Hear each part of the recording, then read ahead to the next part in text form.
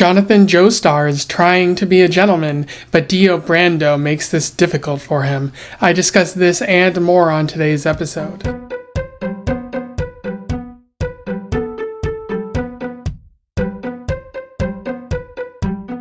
Welcome back to Around the Weird, a booktube channel where I talk about all the unusual and out of the ordinary literature that I've found in my travels. Today I want to talk about some manga that I read. I am back on that manga grind, surprisingly with something that isn't the Berserk series.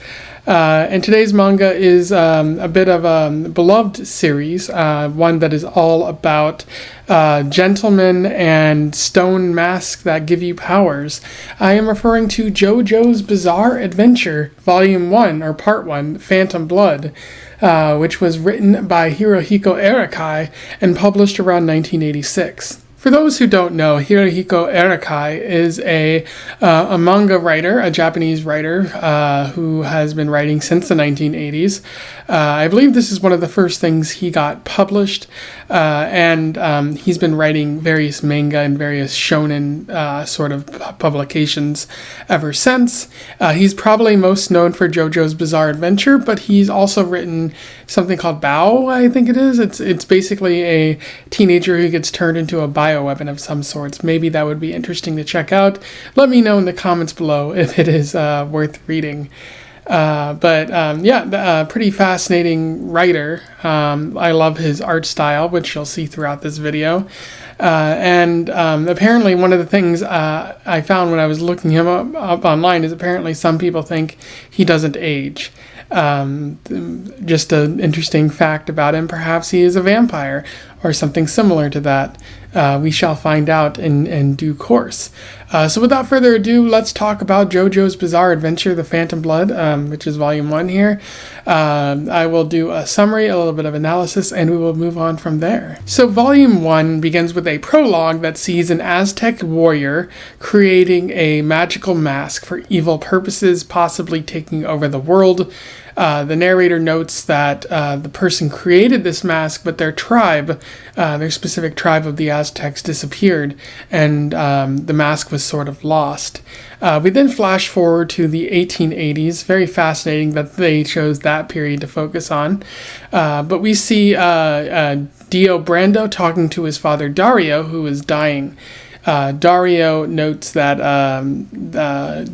at one point he saved a nobleman's life. When we see the flashback, we see he was just trying to pillage the remains of his carriage crash, but the man who he saved believed he was saving his life, and so they became friends, and he promised him a favor down the road. We also see that this man, who is later identified as Lord Joestar, which is a cool name, his family is carrying the stone mask that we saw earlier.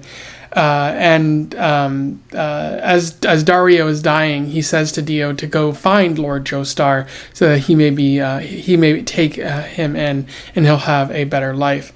Dio chooses to go, but not before he reveals that he didn't really like his father, and he's going to set about on his own path, possibly getting riches in the process.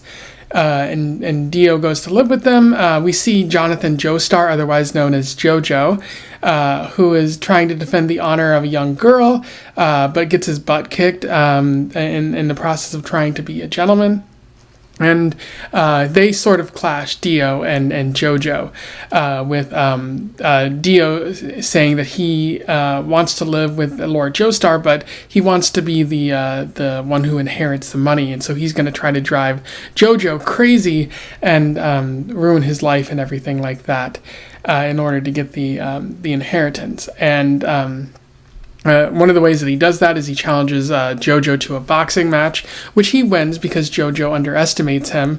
And afterwards he tells all of Jojo's friends not to trust Jojo because he'll narc on them, because he's bad like that. And they actually believe him, and we learn a little bit more about Dio's scheme in the process.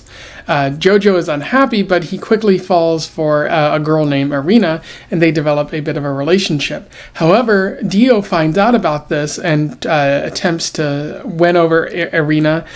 He even kisses her, which she doesn't like. She sort of rubs her mouth out with dirt, with mud, which is strange. And Dio responds by slapping her, which is not ideal. And Jojo eventually finds out and chooses to kick Dio's butt in a pretty cool fight scene.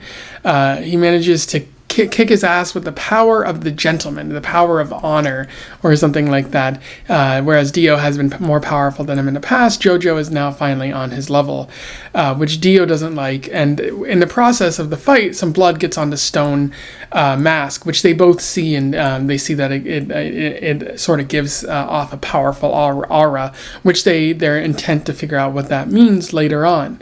And Jojo's father separates Dio and Jojo, and Dio ultimately responds to all of this by killing Jojo's dog, which is again horrendous behavior. At that point, 7 years pass. And they go through college and all of that, and graduation is upon them. Dio has majored in law. Jojo has majored in archaeology, and his chosen project is studying the mask and trying to find out its secrets, including what it can unlock in the mind, if at all possible.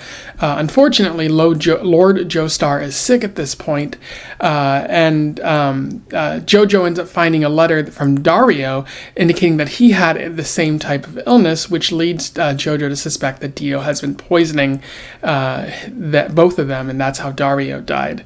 And we see in a flashback that that's indeed what Dio has done. Jojo confronts Dio, but he has no proof of it, so he goes to London to get the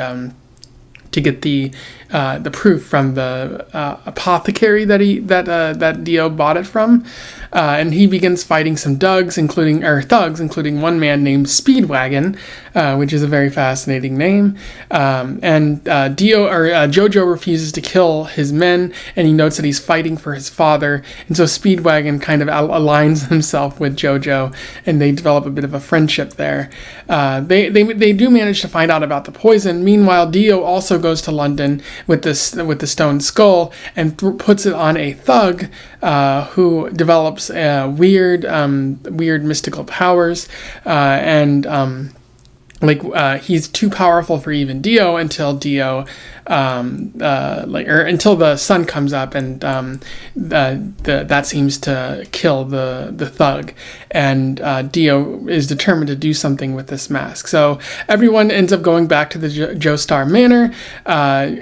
Jojo and Speedwagon confront Dio about this poison. They even reveal that they have the apothecary with them, and everyone turns against Dio at that point, realizing that he has been poisoning Lord Joestar.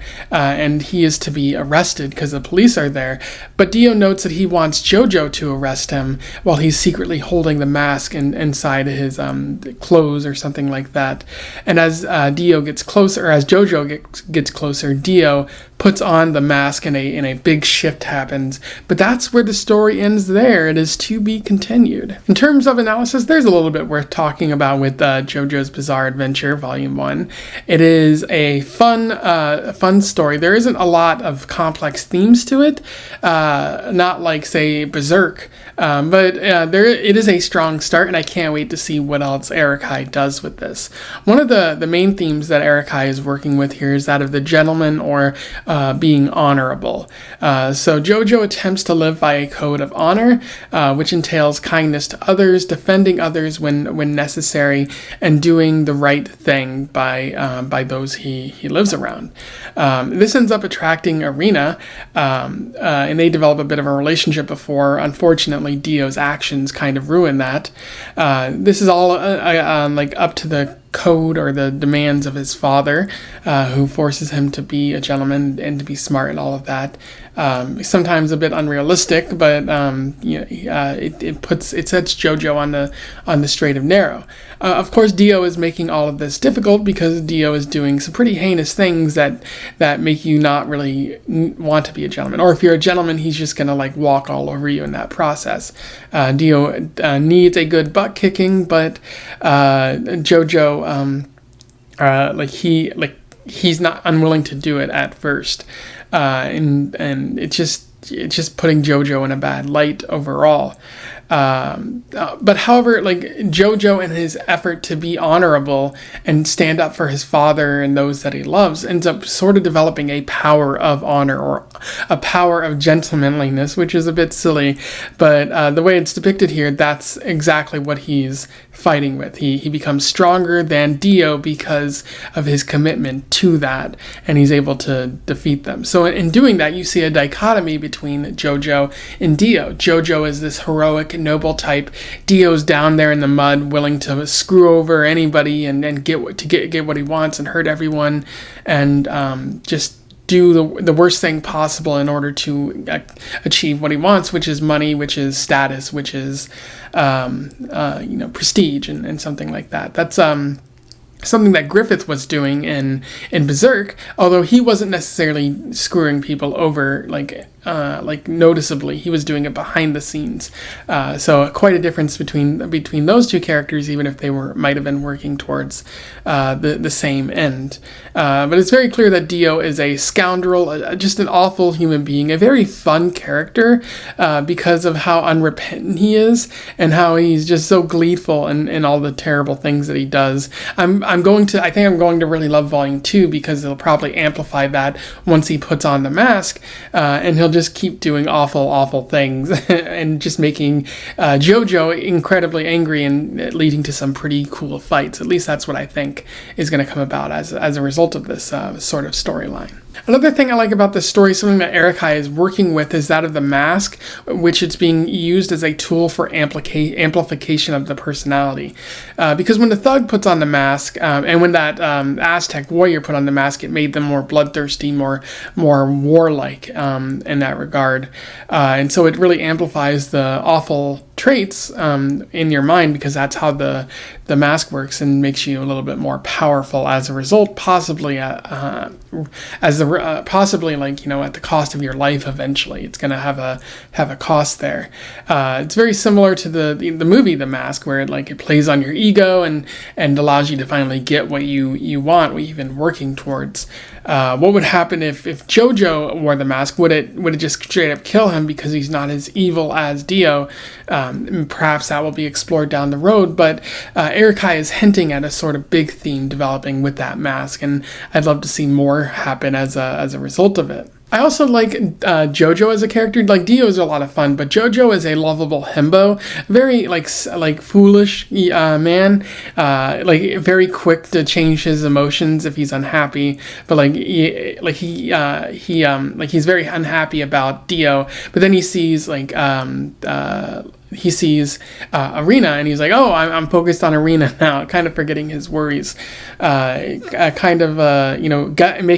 the wrong thing sometimes, but he has a good support system and good family to get him in the right direction, and so he's clearly not going to outsmart Dio when it comes to it, but he might be able to beat him up and scare him away, or outsmart him with brawn more so than anything else. And then the last thing I'll note is I do like the art. It is very cool, lots of interesting color, and then even in the black and white you see the sort of brawn of Jojo and the maliciousness of Dio. But I will say that sometimes the contrast makes it hard to read. Like, sometimes you have red lettering on a sort of red background. That's not easy to read, and the same thing kind of happens sometimes with the black and white art as well. For those who have difficulty seeing, that could make it hard to really fully appreciate what's going on in Jojo. So that's an accessibility issue. I work in the field of accessibility, so I figure I need to address it. I was able to read this series, but I know some people might have a few problems with that. And given that that's on Araki, because he was doing the art for this as well, that feels like a valid criticism here. Anyway, those are my thoughts on JoJo's Bizarre Adventure Volume 1 by Hirohiko Araki. Something I've been wanting to explore for a while. A while back, a couple of years ago, a friend told me to watch this series, and I've always held off on doing that, mainly because it's hard for me to get into anime. That's just kind of who I am. But I also found this out was a graphic novel series first, and I'm the kind of person who wants to read something before I experience the movie, so I can fully appreciate both. In that regard, it's probably not something anyone needs to do, but that's just how I am, and so that's why I haven't really gotten to it until now. But very fortunately, I was able to find this at my local library, which again, don't forget to patronize your local libraries. They might have cool manga and other sorts of graphic novels there, so check that out. If you have anything to say about my review here, which I definitely recommend you go out and read, let me know your thoughts in the comments below. I would love to hear from you and have a discussion about this. Otherwise, don't forget to like, share, and subscribe so that more people can find out about this series or this author if they don't already know, which if younger people might be more aware of this and whatnot. Also join the Discord if you want to have further conversations about anime, manga, books, movies, and other such things. And until then, I wish you the best of luck in your weird and bizarre adventure-related travels. Farewell.